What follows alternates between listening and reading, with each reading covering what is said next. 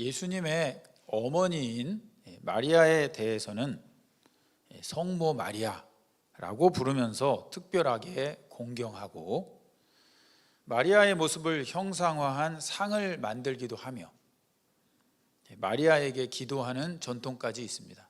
물론 우리는 하지 않지만 가톨릭에서 그렇게 하지요. 그에 비하면 예수님의 아버지인 요셉에 대한 관심은 상대적으로 빈약합니다. 아마도 예수님께서 동정녀 마리아의 몸에서 성령으로 잉태되셨기 때문에 요셉은 혈통적으로 예수님과 관련이 없는 사람이다라는 생각이 있기 때문이 아닌가 싶습니다. 그런데 마태는 아버지인 요셉을 소개하면서 아주 특별한 평가를 하나 붙이고 있습니다. 19절 말씀을 여러분들이 다시 한번 읽어주시면 감사하겠습니다. 그의 남편 요셉은 의로운 사람이라 그를 드러내지 아니하고 가만히 끊고자 하여. 네, 감사드립니다. 마태복음에서는 요셉을 의로운 사람이라고 말합니다. 쉽게 말하면 예수님을 닮은 사람이다 라는 뜻이었습니다. 그렇다면 요셉의 어떤 점이 예수님을 닮았을까요? 첫째, 요셉의 고민과 고뇌가 예수님을 닮았습니다. 18절과 19절 말씀입니다. 18절도 여러분들이 읽어주시면 감사하겠습니다. 예수 그리스도의 나심은 이러하니라. 그의 어머니 마리아가 요셉과 약혼하고 동거하기 전에 성령으로 잉태된 것이 나타났더니. 예, 감사드립니다. 결혼을 일륜지 대사라고 합니다. 여기서 이 대사란 작은 일이 아니라 아주 큰 일이라는 말인데, 인간관계에서 가장 중요하고 큰 일 가운데 하나가 결혼이라는 뜻입니다.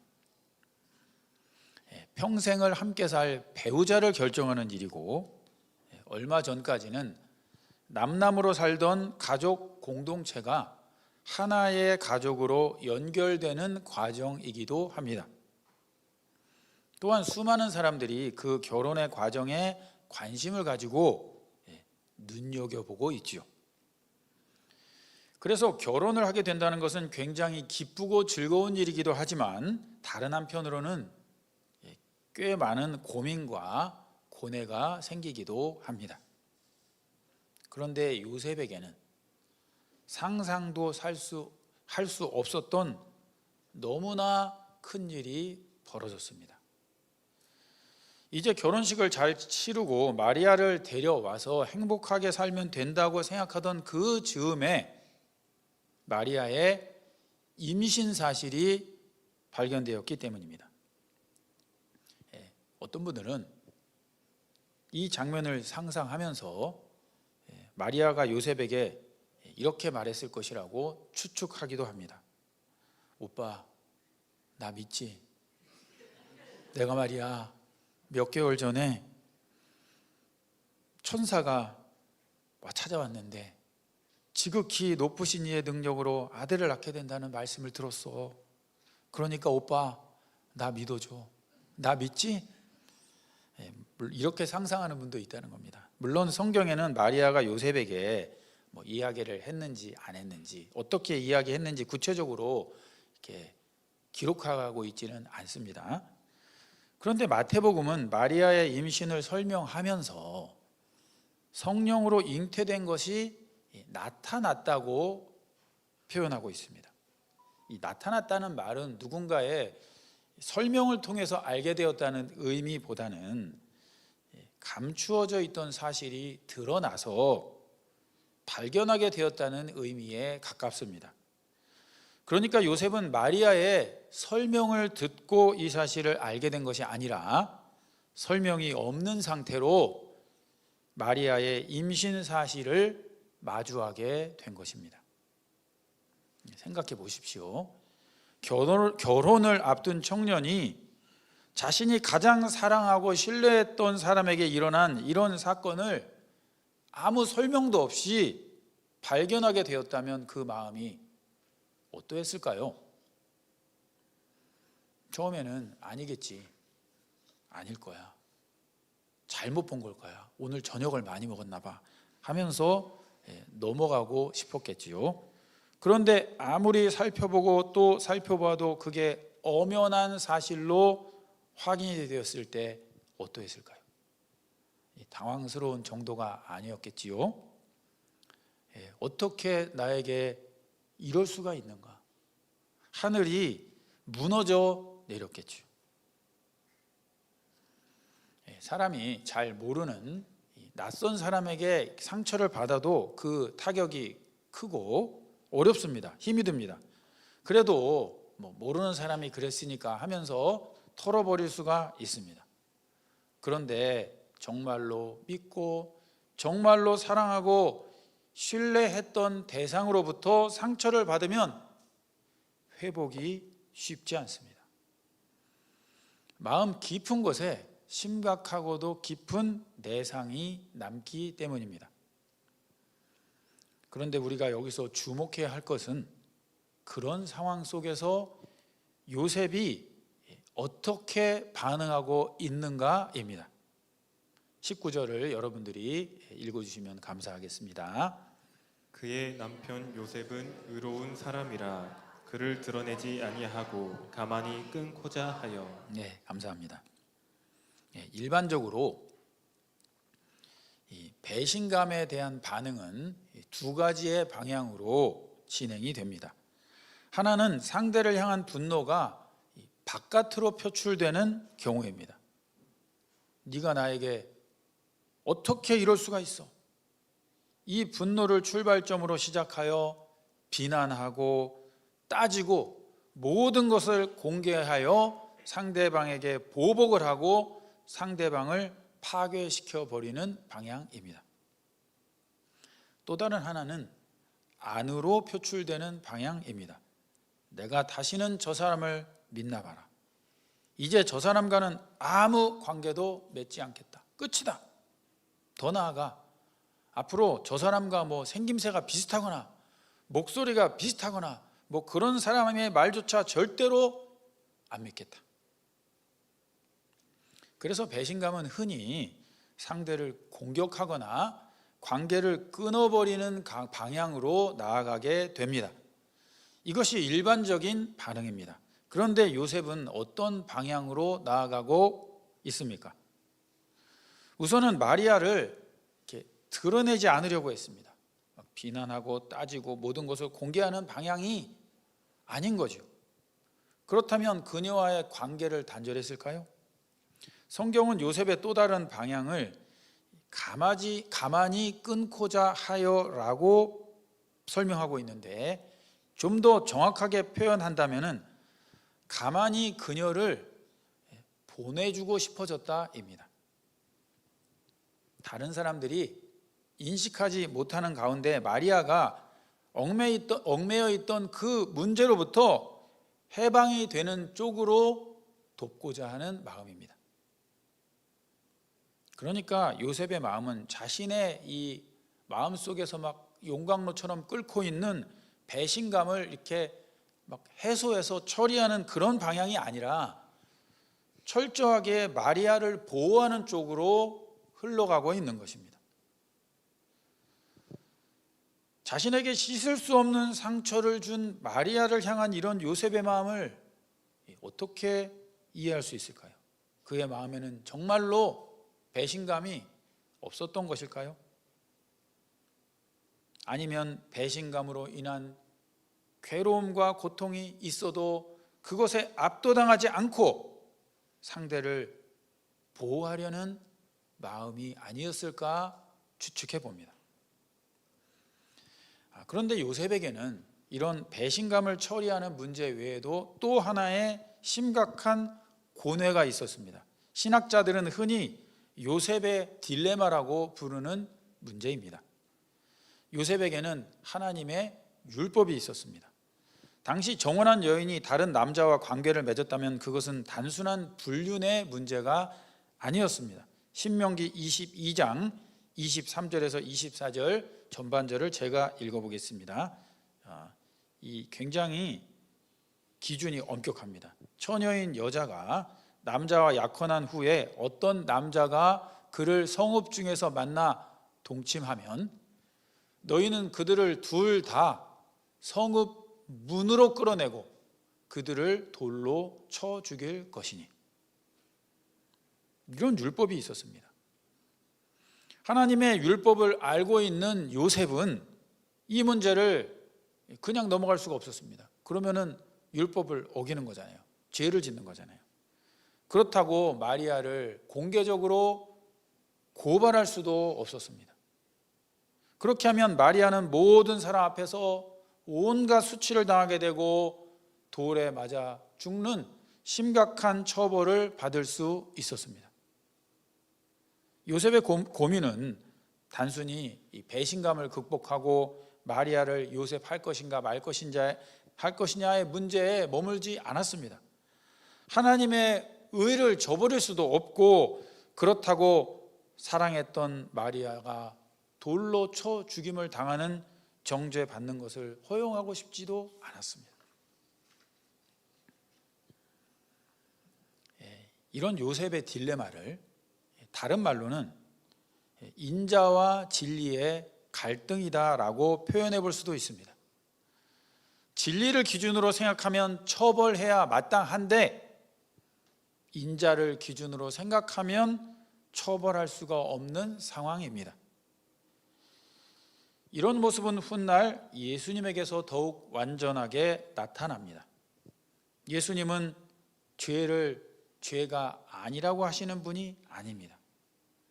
그러나 죄인을 정죄하여 심판하거나 버리지도 않으십니다. 그래서 결국은 죄인을 살리기 위해 자신이 죄의 값을 대신 담당하셨습니다. 사실은 우리도 살아가면서 이와 유사한 갈등을 자주 경험하게 됩니다. 자녀가 잘못했을 때 부모님 마음이 그렇습니다. 잘못한 것은 분명히 바로 잡아야 되는데 잘못을 지적하고 하다 보면 어느 순간에 이 화를 내면서 아이에게 상처와 아픔을 주는 자신을 발견하게 됩니다. 그래서 또 안 혼내려고 하니까 또 잘못되면 어쩌나 하는 또 걱정이 되고, 교회에서도 마찬가지입니다. 누군가 분명히 잘못했을 때 그것을 모른 척하는 것이 사랑은 아닙니다. 그렇다고 진리를 말한다는 이유로 그 사람을 정죄하고 상처 주는 것도 예수님이 원하시는 모습은 아닙니다. 진리를 포기하지 않으면서도 사랑을 포기하지 않는 것, 잘못을 잘못이라고 말하면서도 그 사람을 사랑하는 것, 이것이 참으로 어려운 일이 아닐 수 없습니다. 일반적으로는 이 둘 사이의 갈등 속에서 균형을 잡아나가는 것을 성숙의 과정이라고 이해합니다. 일반적인 학문에서는 그렇게 말합니다. 그런데 오늘 이 성경 말씀을 기초로 볼 때는 둘 사이의 갈등 속에서 균형을 잡아가는 것을 예수님을 닮아가는 과정이다 라고 할 수 있습니다. 진리 없는 사랑도 아니고 사랑 없는 진리도 아닙니다. 진리를 말하면서도 사람을 살리고 사람을 사랑하면서도 진리를 놓치지 않는 것, 이것이 예수님을 닮아가는 길입니다. 그런데 이 두 가지를 다 붙잡고 균형을 잡으려 하다 보면 고민이 너무나 많이 생깁니다. 그래서 고민을 하고 싶지 않으니 그냥 한쪽으로 확 치우치는 게 편합니다. 어떤 사람은 그래서 그냥 진리로 치우칩니다. 엄격하고 무서운 사람이 됩니다. 그러다 보면 사람들이 무서워서 피하지요. 어떤 사람은 인자로 치우쳐서 그냥 말랑말랑한 사람이 됩니다. 그러다 보니 다른 사람을 진리로는 돕지 못하고 그냥 쉽게 이용당하고 맙니다. 그래서 잠언은 이렇게 권하고 있습니다. 우리 잠언 말씀을 한번 여러분들이 읽어주시겠습니까? 인자와 진리가 내게서 떠나지 말게 하고 그것을 내 목에 매며 내 마음판에 새기라. 그리하면 내가 하나님과 사람 앞에서 은총과 귀중히 여김을 받으리라. 감사합니다. 이 잠언 3장 3절과 4절 말씀이 예수님을 배우는 과정을 사실은 설명하고 있습니다. 인자와 진리가 이 두 개가 떠나지 말게, 이 두 가지를 다 취해서 목에 매며 마음판에 새기라는 겁니다. 그렇게 하면 하나님과 사람 앞에서 은총을 받고 귀중히 여김도 받는다는 진리입니다. 고뇌가 있을지라도, 고민이 있을지라도 둘 중 어느 한쪽으로 치우치지 않고 둘 다를 굳게 붙잡기 위해서 애쓰다 보면 거기에 하나님의 은혜가 임합니다. 하나님은 물론 사람들로부터도 귀중히 여김을 받습니다. 물론 이 둘 사이에서 고민하고 고뇌하는 이 과정을 좋아하는 사람은 없습니다. 그냥 단순하고 깔끔하게 해결하는 게 좋지요. 그러나 인자와 진리 사이의 고민으로 딜레마에 빠지고 괴로워도 그것이 예수님을 닮아가는 소중한 과정이라고 생각하고 어느 한쪽도 포기하지 않고 굳게 붙들어 하나님이 주시는 놀라운 은총을 누릴 수 있기를 기도합니다. 요셉은 어떤 점에서 예수님을 닮았을까요? 둘째, 요셉의 결단이 예수님을 닮았습니다. 20절 말씀입니다. 20절은 이 둘 사이에서 고뇌하던 이 요셉의 고민이 결국 어느 쪽으로 흘러갔는가를 잘 보여주고 있습니다. 20절을 여러분들이 읽어주시기 바랍니다. 이 일을 생각할 때에 주의 사자가 현몽하여 이르되 다윗의 자손 요셉아 내 아내 마리아 데려오기를 무서워하지 말라. 그에게 잉태된 자는 성령으로 된 것이라. 예, 감사합니다. 요셉은 인자와 진리 둘 중 어느 하나를 쉽게 선택하지 않았습니다. 심사숙고를 하고 있었습니다. 어떤 분들은 그냥 고민이 없이 이렇게 기도만 하는 경우가 있습니다. 저는 잘 모르겠고요. 하나님, 알아서 해결해 주세요. 아시죠? 해결해 주세요. 이렇게 조릅니다. 물론 그런 기도도 의미 없다고 볼 수 없고 중요합니다. 그런데 이 기도에는 단순한 요청만 있는 것은 아닙니다. 이 고뇌가 필요합니다. 겟세마네에서 기도하는 예수님을 생각해 보면 됩니다. 이 잔을 내게서 옮겨달라고 하지 않았습니까? 그러나 결국은 아버지의 뜻대로 해달라고 하셨습니다. 자신의 원함과 아버지의 뜻 사이에서 갈등과 고뇌가 있습니다. 우리도 하나님의 뜻을 발견하고 그 뜻을 따라서 살려 하거나 또는 누군가를 하나님 편에서 도우려 할 때는 인자와 진리 사이에서 수도 없이 고민하고 갈등하게 되어 있습니다. 기도란 그 고뇌가 깊어지고 그래서 좀 더 심사숙고하게 되는 과정일 수 있습니다. 그런데 보십시오. 심사숙고의 그 과정 속에 하나님의 개입이 드디어 나타납니다. 20절을 살펴보면서 저는 마리아 데려오기를 무서워하지 말라는 이 말씀에 참 눈길이 갑니다. 하나님께서 요셉에게 마리아를 데려오라, 마리아를 데려와 이렇게 명령한 게 아니라 마리아 데려오기를 무서워하지 말라고 말씀하고 있습니다. 그렇다면 요셉이 지금 두려워하는 문제가 무엇입니까? 마리아를 데려오는 것을 지금 두려워하고 있습니다. 요셉이 처음에는 마리아를 가만히 끊고자 했죠. 가만히 그냥 보내주고자 했잖아요. 그죠? 그런데 여기서 보면은 처음에는 그게 최선이라고 생각을 했습니다. 그런데 이 고민과 고뇌의 과정이 흘러 가면서 정말 이 여인을 내가 보내도 되나? 보내면 살 수 있나? 이렇게 생각을 하다가 거기서 한 걸음을 더 나아가게 된 것입니다. 마리아를 그냥 보내주는 차원을 넘어서서 마리아를 자신의 아내로 받아들여야 하는 데까지 마음이 가 있는 것입니다. 이것은 외간 남자를 통해 임신한 것으로 여겨진 이 마리아의 아기까지 책임을 지겠다는 의미였습니다. 저는 이 지점이 참으로 놀랍습니다. 하나님께서 요셉에게 결단을 강요하거나 어떤 명령을 주신 것이 아니라 요셉의 고민이 깊어지고 요셉의 의지를 통해 어느 정도의 결심이 섰을 때 주의 천사를 통해 찾아왔다는 바로 그 부분입니다. 그제야 마리아가 잉태한 이유를 설명해 주셨습니다. 좀 미리 설명해 주시면 마음고생 안 했을 텐데 다 고생하고 결정하고 나니까 그때 가서 가르쳐 주시면 정말 어쩌란 말입니까? 요셉이 얼마나 마음고생을 많이 했겠습니까? 그런데 그렇게 일하셨습니다. 우리도 그렇습니다.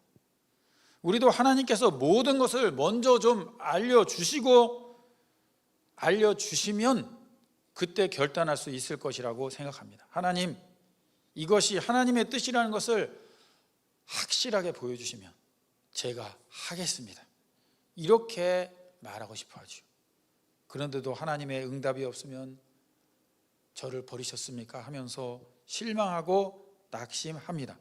그런데 하나님께서는 응답하기 전에 먼저 우리가 고민하면서 기도하길 원하실 수 있습니다. 그 고민을 통해서 한 걸음씩 주님의 뜻에 근접하기를 원하실 수 있습니다. 그렇게 끈질긴 씨름을 통해서 우리가 하나님의 생각을 알고 마음을 알고 그분에게 좀 더 가까이 나아갈 수 있기 때문입니다. 그래서 기도에는 상당한 수고가 뒤따릅니다. 그런 점에서 기도는 하나님을 향한 질문이고 고뇌이고 노동입니다. 기도한다고 해서 고민이 사라지는 것이 아니라 오히려 하나님 앞에서 더 깊이 고민하게 될 수도 있습니다. 그러나 그 고민은 우리를 아무것도 하지 못하게 만드는 고민이 아니라 하나님의 뜻을 향해 한 걸음씩 나아가게 만드는 고민입니다. 무엇보다 성령님께서 우리의 그런 기도를 도우십니다. 전에 신앙이 없던 어떤 청년이 기도란 나약한 사람들이 자기 스스로 책임지고 결정할 일들을 하나님께 미루는 거 아닙니까? 이렇게 비판하는 말을 들은 적이 있습니다. 자기가 결정하면 되지 왜 그걸 기도해서 하나님께 맡기냐? 이렇게 나약한 짓을 하고 있느냐? 뭐 이런 말이었습니다. 상당히 일리 있는 지적일 수가 있겠습니다. 신자들 중에서도 기도를 뭔가 그냥 저는 모르겠으니까 알아서 해주세요 막 이런 식으로 이해하는 분들이 꽤 있기 때문입니다. 그러나 사실 기도는 회피의 수단이 아니라 영적인 씨름입니다. 치열한 싸움입니다. 하나님의 뜻이라는 정상에 오르기 위해 험하고 높은 산을 올라가는 것과 같은 과정일 수가 있습니다. 기도의 치열한 씨름을 통해서 정상에 올랐을 때 가슴이 탁 트이고 하나님이 하실 일에 원대한 전망이 보입니다. 기도의 씨름을 통해 하나님이 하시는 일에 원대한 전망이 보이는 은혜가 우리 모두에게 임하기를 기도합니다. 요셉의 삶의 어떤 점이 예수님을 닮았을까요? 셋째, 요셉의 삶이 예수님을 닮았습니다. 21절부터 25절까지 말씀입니다. 21절을 여러분들이 읽어주시기 바랍니다. 아들을 낳으리니 이름을 예수라 하라. 이는 그가 자기 백성을 그들의 죄에서 구원할 자이심이라 하니라. 예, 감사합니다. 요셉이 왜 그토록 고민하고 고뇌해야 했고 왜 그렇게 힘겨운 결단을 내려야 했었는지가 이제야 밝혀집니다. 마리아를 통해서 태어날 아기가 보통 아기가 아니었기 때문입니다. 아기의 이름이 예수입니다. 그가 자기 백성을 그들의 죄에서 구원할 자입니다. 자기 백성이라고 하니까 이스라엘 백성만을 생각할 수 있지만 예수님은 이스라엘 백성들만의 구원자가 아니십니다. 하나님께서 창조하신 모든 사람의 구원자로 오셨습니다. 그러니 요셉에게 맡겨진 이 아기는 단순히 요셉 가정을 행복하게 만들어줄 아들이 아니었습니다. 하나님께서 온 인류를 구원하시기 위해 그 가정에 맡기신 아들이었습니다. 보통 아들을 낳으면 부모가 그 부모의 소망을 담아가지고 이름을 지어주지 않습니까? 아이가 건강하게 자랐으면 좋겠다, 행복하게 살았으면 좋겠다, 공부를 잘하고 좋은 직장에 들어가서 성공했으면 좋겠다 등등 부모의 어떤 소망을 담아서 이름을 짓습니다. 그런데 요셉에게는 그런 부모의 소망이나 계획을 내려놓아야 하는 아들이 맡겨졌습니다. 이름부터 하나님께서 미리 정해주셨습니다. 그 이름을 예수라 하라. 그리고 이제 2장을 읽어보면은 어디에서 태어날지, 어디에서 성장할지, 언제 어디로 피해야 할지, 언제 다시 돌아와야 할지 하나님이 계속 말씀해 주셨습니다.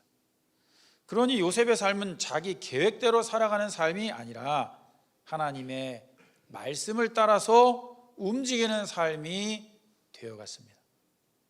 가족을 데리고 애굽으로 가라고 하면은 일하다가도 그냥 즉시 일어나서 가야 됐고, 이스라엘 땅으로 돌아오라고 하면 또 돌아왔습니다.